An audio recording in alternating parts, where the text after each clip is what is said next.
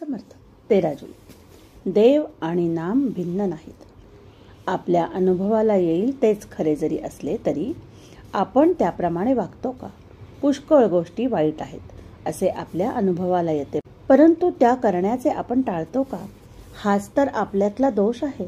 थोर पुरुषांचे मात्र तसे नसते. त्यांना जे अनुभवाला आले ते त्यांनी आचरणात आणून दाखविले आणि म्हणूनच ते संत पदवीला गेले. खरोखर संतांचे आपल्यावर केवढे उपकार आहेत. जगातले सुख हे खरे सुख नव्हे. दुःखाने सुखाचा घेतलेला केवळ वेश आहे तो. असे जेव्हा त्याच्या अनुभवास आले तेव्हा त्यांनी त्या सुखाकडे पाठ फिरविली आणि खऱ्या सुखाच्या शोधाला ते लागले. परमेश्वर प्राप्तीतच खरे सुख आहे असे त्यांना आढळून आले. त्या प्राप्तीचा अगदी सोपा मार्ग म्हणजे त्याचे नाम.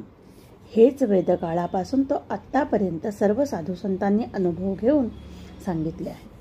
सद्गुरूकडून मिळालेले ईश्वराचे नाम प्रेमाने, भक्तीने आणि एकाग्रतेने घेतले तर परमेश्वर आपल्याजवळ येऊन उभा राहतो.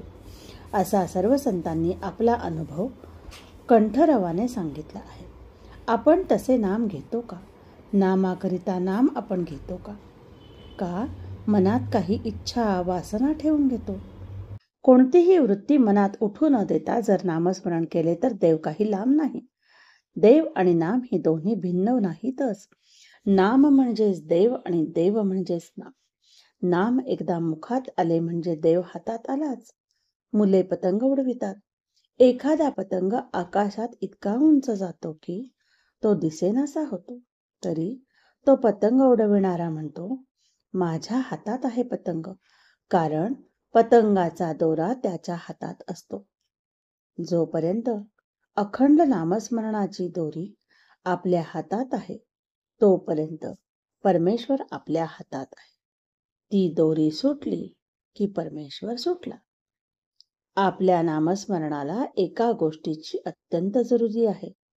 आपल्या जीवनात परमेश्वरावाचून नडते असे जोपर्यंत आपल्याला वाटत नाही तोपर्यंत आपले नामस्मरण खरे नव्हे. परमेश्वरच आपल्या जीवनाचा आधार, त्याशिवाय आपण जगूच शकत नाही. अशी वृत्ती बांधल्यावर होणारे नामस्मरण तेच खरे नामस्मरण. आपली स्थिती तर त्याच्या उलट अगदी.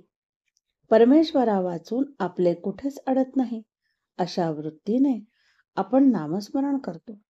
मग परमेश्वर तरी कसा येईल? परमेश्वराचे नाम हेच आपल्या जीवनाचे सर्वस्व समजून नाम घेतले तर जीवनाचे सार्थक झाल्या वाचून राहणार नाही. नामाने भगवंताची प्राप्ती होणारच ही खात्री असावी. अशा नामालाच निष्ठेचे नाम असे म्हणतात. आजचे बोधवचन: भक्त, भगवंत व नाम ही तिन्ही एकरूपच आहेत. जेथे नाम आहे तेथे भक्त आहे व तेथेच भगवंत आहे. जय जय रघुवीर समर्थ.